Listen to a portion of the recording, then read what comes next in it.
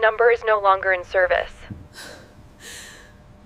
You act like I killed someone! Ah! Ah!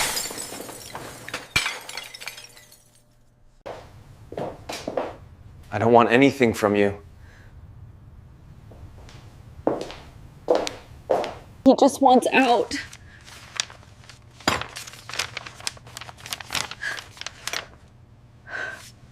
I am Sarah. I am 32 years old. My husband David left me 3 months ago. He did not pack a bag. He did not leave a note. He just went to work one morning and never came back. Now I live in our house alone. The house is too big. The silence is too loud. I cannot sleep. I cannot eat. My mother says I deserve this. My sister will not answer my calls. My friends look at me with cold eyes. They all say David had the right to leave. They say I broke him. They say I am the villain. But I am not the villain. I am just a woman who made a mistake. One mistake. And now I am losing my mind. Let me go back. Let me show you how this started. Maybe then you will understand. David and I were married for 6 years. 6 good years. We met when I was 25. He was 26. He worked in construction. I worked in an office. He was quiet. I was loud. He liked stability. I liked excitement. But we fit together. Everyone said we fit. My mother loved him. My sister called him the brother she never had. Our friends always put us in the middle of group photos. We were the stable couple, the couple that would last. The first 4 years were perfect. David came home every day at 5:30. I made dinner. We watched TV. We talked about our days. He listened to me complain about my boss. I listened to him talk about his projects. We had a system. It was safe. It was warm. Then year 5 came. I got a promotion. More work. More stress. My boss, Mark, was new. He was young. He was confident. He paid attention to me. David was still good, but he was the same. Mark was different. Mark saw me. He saw my work. He saw my potential. David saw the bills. He saw the grocery list. He saw the routine. I started working late, not because I wanted to be with Mark, because the work was real. The deadlines were real. David would call. "When are you coming home?" he would ask. His voice was flat. I would say, "Soon." But soon became 9 o'clock, then 10. David stopped asking. He would leave a plate in the microwave. The house was dark when I came home. He was already in bed, facing the wall. I told myself he was fine. He was just tired. He understood my career was important, but inside, I felt angry. I felt like he was pulling away, like he was punishing me for being successful, like he wanted me to be small again, the woman who made dinner at 6 and waited for him. Mark noticed. "Your husband doesn't appreciate you," he said one night. We were alone in the office. It was 11 o'clock. I laughed. I said, "That's not true." But Mark looked at me. He really looked. "Then why are you still here?" he asked. "With me?" That was the first time. The first time I let the thought in. The thought that maybe David was not enough. Maybe I was not happy. Maybe I deserved more attention. The affair with Mark did not start with a big decision. It started slow. A hand on my shoulder. A coffee brought to my desk. A text after hours about work that became personal. One night, we kissed in the parking lot. It felt like electricity. It felt like being alive again. I told myself it was nothing. It was just a kiss. It was just stress relief. It was just a mistake that would never happen again. But it happened again. And again. For 3 months. always after work, always in secret. I became good at lying. I told David I had projects. I told him I had team meetings. He believed me. Or maybe he didn't. Maybe he just didn't want to know. Then David found out. He did not catch us in bed. He did not see a text. It was simpler than that. He came to my office to surprise me. He brought flowers. It was our anniversary. He never forgot. But he came at 6 o'clock. I was not there. My coworker said, "Oh, Sarah left with Mark hours ago. They have a project." David went home. He waited. I came home at midnight. The flowers were on the kitchen table. They were dead. The stems were broken. David was sitting in the dark. "Where were you?" he asked. His voice was so quiet. I said, "Work. I told you. The project." David stood up. He looked at me. His eyes were empty. "Don't," he said. "Just don't." He walked into our bedroom. He closed the door. I stood in the kitchen. My heart was beating so fast. I knew he knew, but I did not know what to do. So I did nothing. I slept on the couch. In the morning, David came out. He was dressed for work. He looked at me. He did not say a word. He left. That night, he came home late. I had made dinner. I had prepared a speech. I was going to apologize. I was going to explain. I was going to fix this. "David," I said, "we need to talk." He sat down. He looked at his hands. "Okay," he said. I talked for 1 hour. I told him I was stressed. I told him I felt alone. I told him Mark made me feel seen. I told him it was a mistake. I told him I loved him. I told him I would end it. I told him we could go to counseling. I told him anything he needed to hear. David listened. He did not interrupt. When I finished, he looked up. His face was calm. Too calm. "Thank you for telling me," he said. "I need some time to think." That was it. He went to bed. He did not yell. He did not cry. He did not throw things. He was just calm. I thought that was good. I thought calm meant we could work through this. I thought calm meant he still loved me. The next day, I ended things with Mark. I sent him an email. I said it was wrong. I said I loved my husband. Mark understood. He was professional.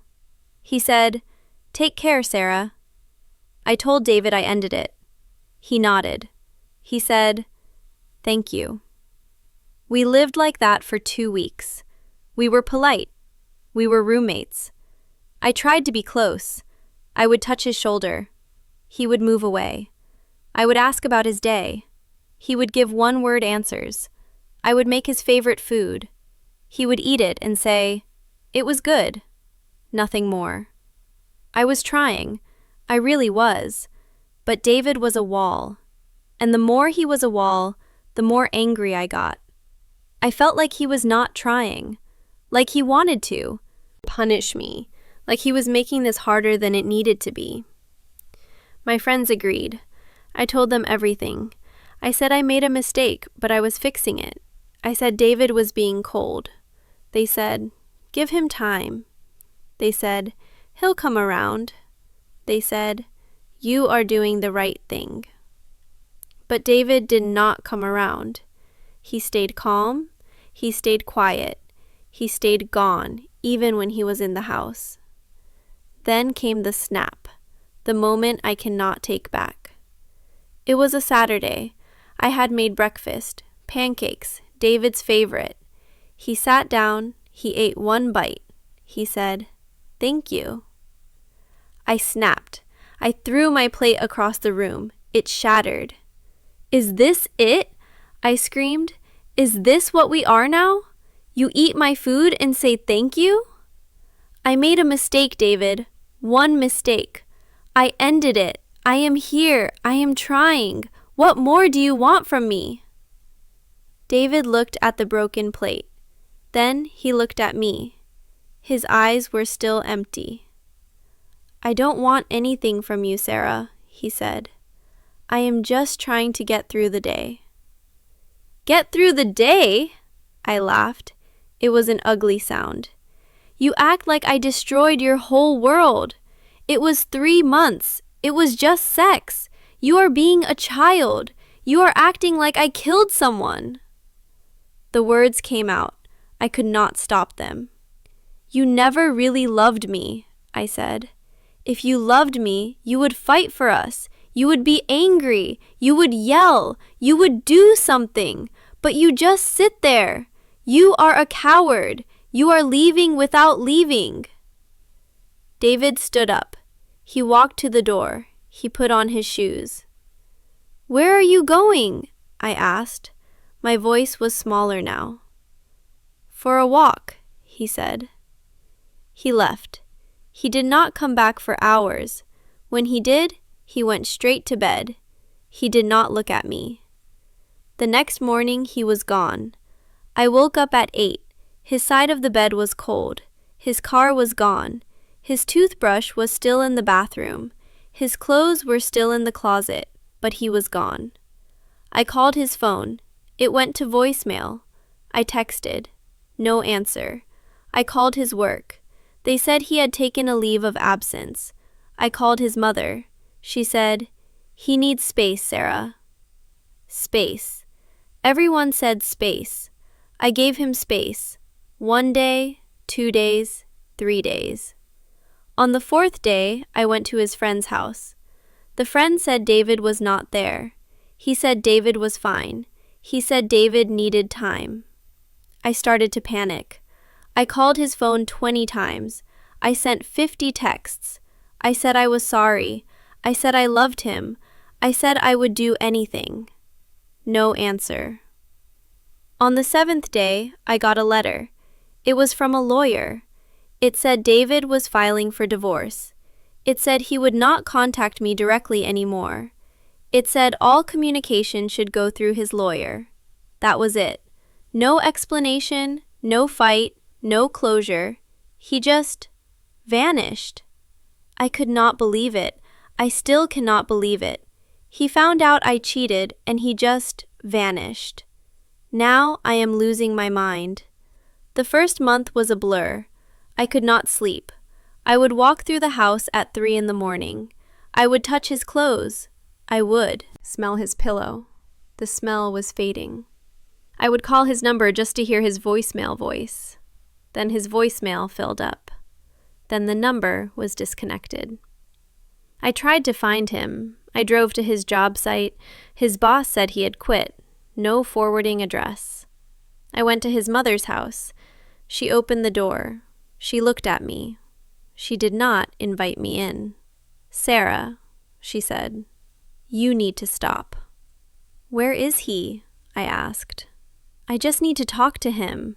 "He does not want to talk to you," she said. "You broke his trust. Then you called him a coward. You told him he never loved you. You told him it was just sex. You do not get to talk to him anymore." "It was just sex," I said. The words came out again. I could not stop them. It didn't mean anything. She closed the door in my face. I went to our friends. I called Maria. She was my best friend. She was David's friend, too. I told her everything. I told her David was being unfair. I told her I needed help. There was a long silence. Then she said, "Sarah, you cheated on him. Then you told him his pain was childish. You told him he was a coward for not getting over it fast enough. What did you expect?" "I expected him to stay," I said. "I expected him to fight." "Why?" she asked. "You didn't fight for him. You fought for yourself." I hung up. I called James. He was David's best friend from high school. He answered. I begged him to tell me where David was. "Sarah," he said, "David is staying with me. He is okay. He is healing. He asked me not to tell you. He asked me not to give you his number. He said you would try to fix things. He said, "You don't know how to stop." "Please," I said. "Just one conversation." He said, "You already had your conversation," James said. He said the last thing you told him was that he never loved you, that he was a child, that it was just sex. He said that was enough. The phone clicked. I was alone, truly alone. The second month was worse. The divorce papers came. They were simple. He wanted nothing. He was leaving the house to me. He was leaving his car.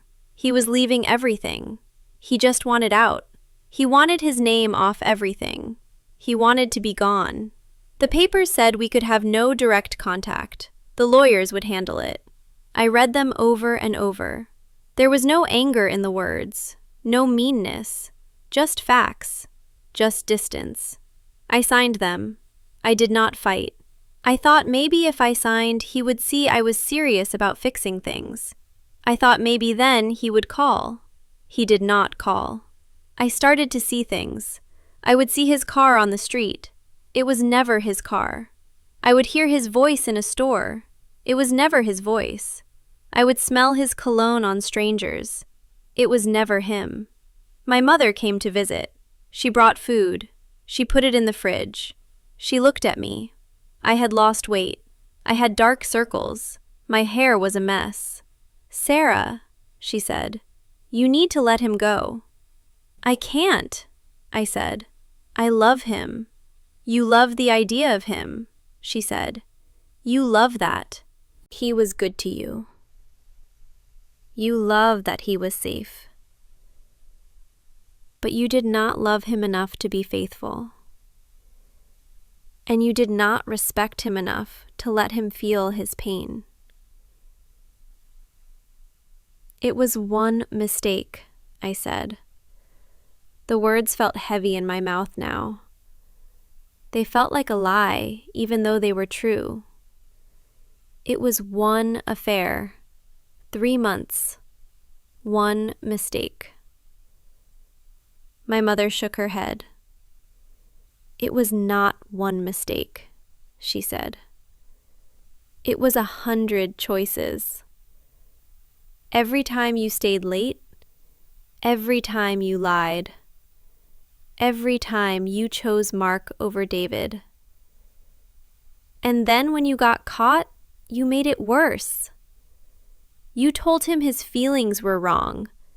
You told him he was the problem." "I was just trying to fix it," I whispered. "You were trying to fix your guilt," she said, "not his heart."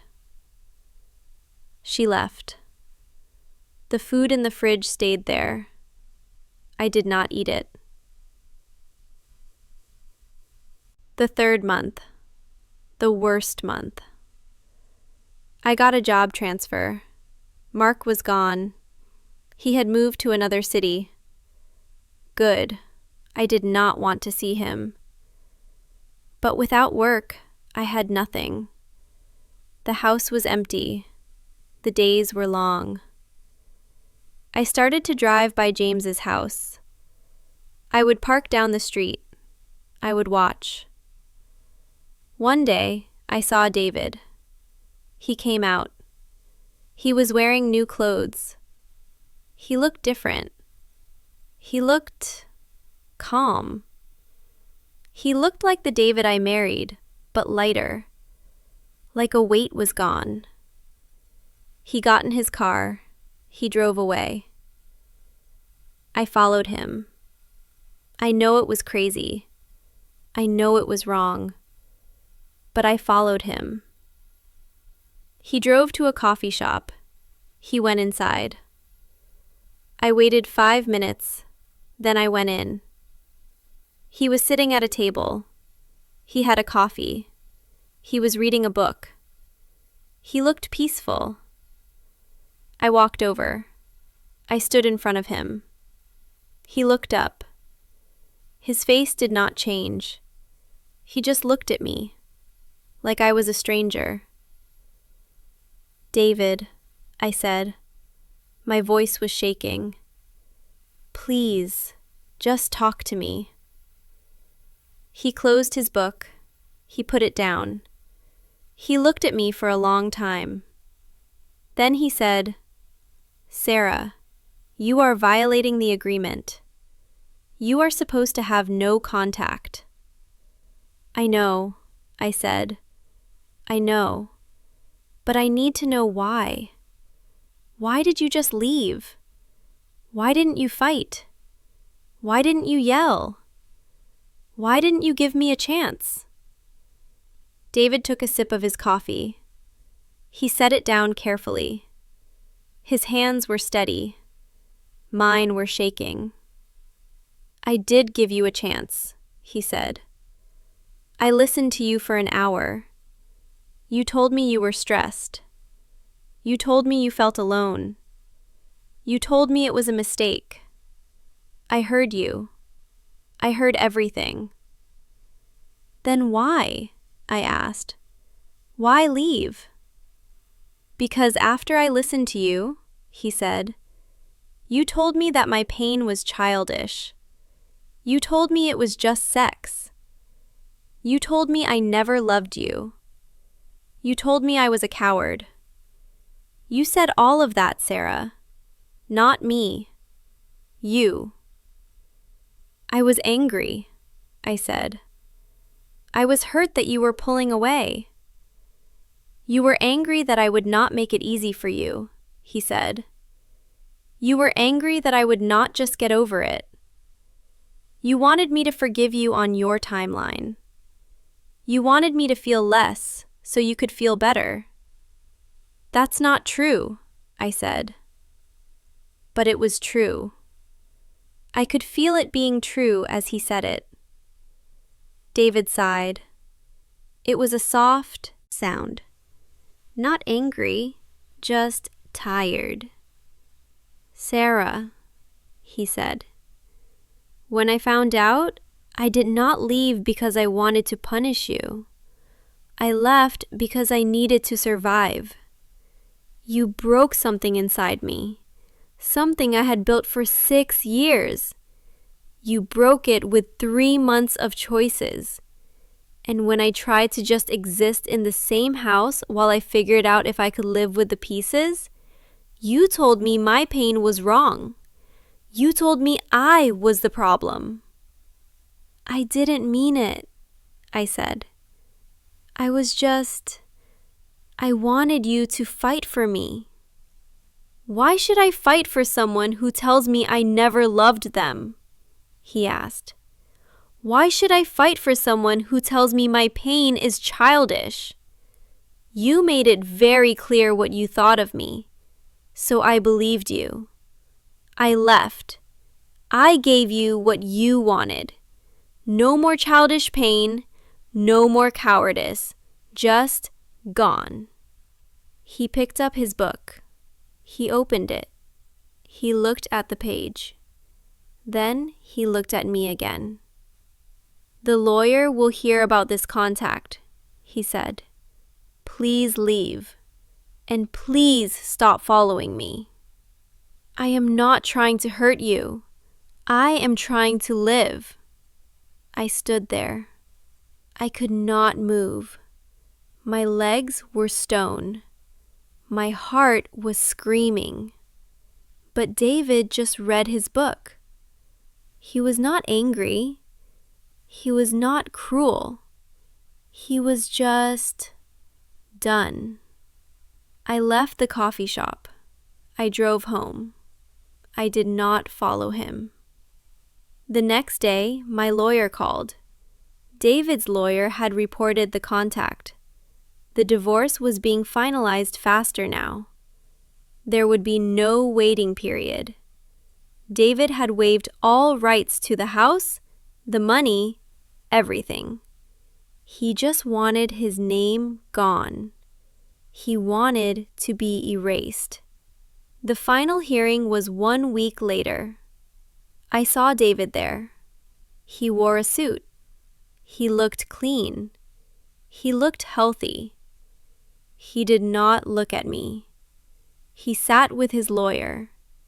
He answered the judge's questions with yes and no. He signed the papers. He stood up. He walked out. I ran after him. I caught him in the hallway. "David," I said, "please, one last thing." He stopped. He turned. He looked at me, waiting. "I am sorry," I said. "I am truly sorry.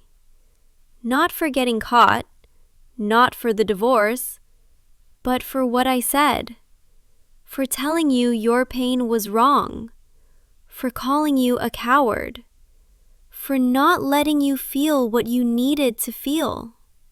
He nodded. "Thank you for saying that," he said. "Is there any chance?" I asked. "Any chance at all?" David looked at me. For the first time, his eyes were not empty.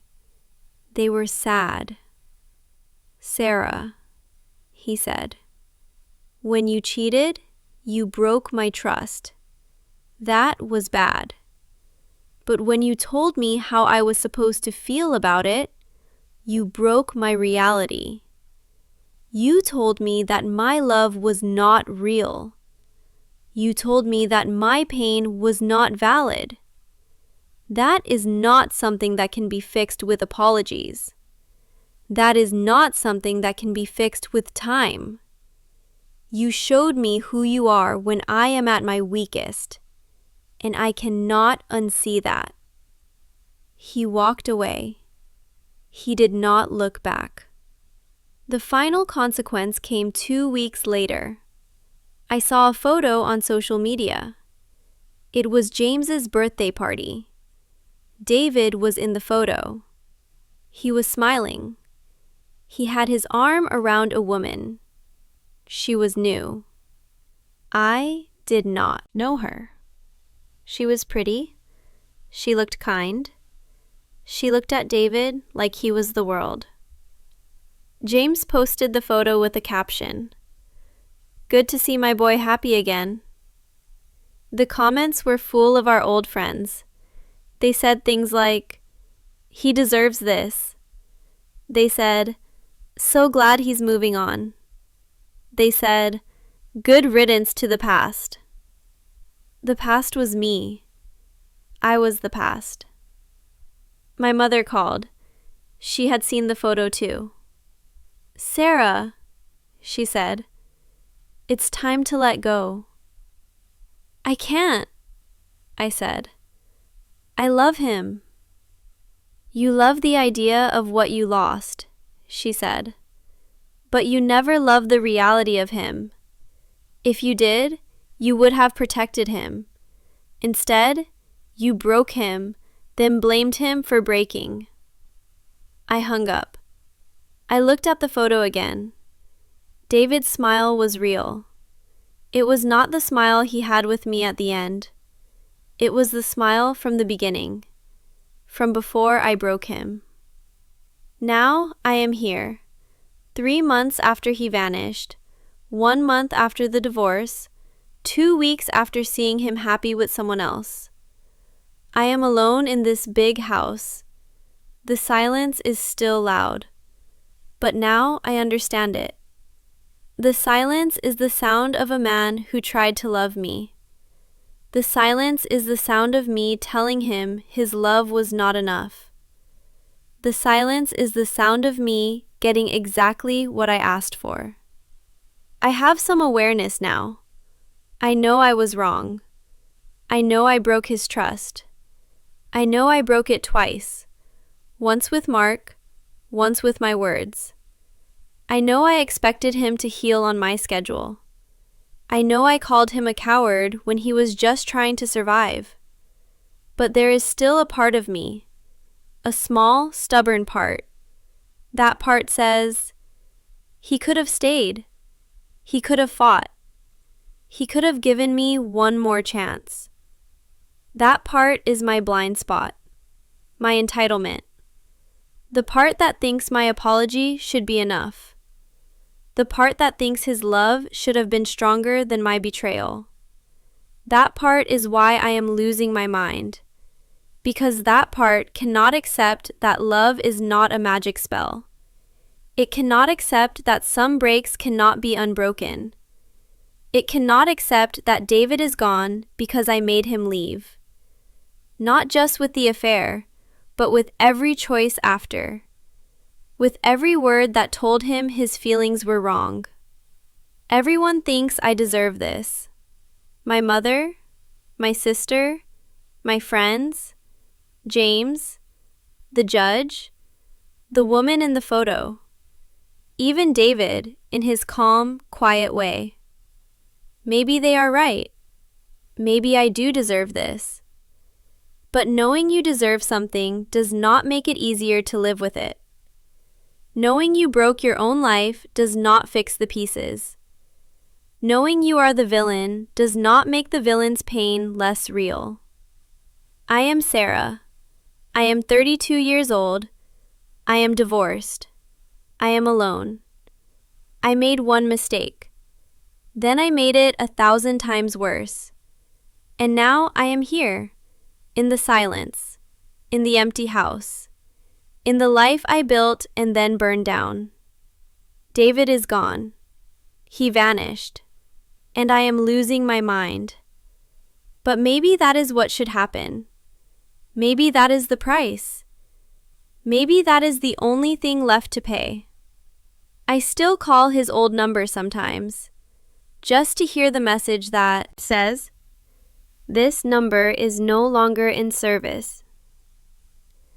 I still drive by James's house sometimes, just to see if David's car is there. It never is. He has moved on.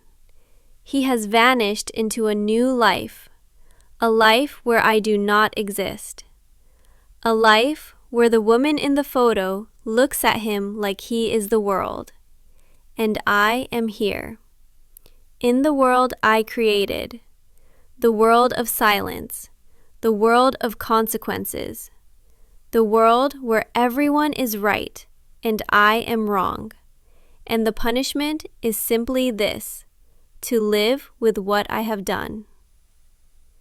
I have some awareness. I have some regret. I have some understanding. But I also have this, a heart that still says, but. A heart that still wants a different ending.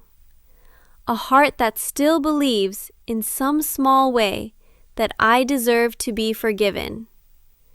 That is the part that will keep me losing my mind. That is the part that makes this pain endless. That is the part that proves everyone right. I am the villain, and the villain's punishment is to never stop being the villain, even in her own story.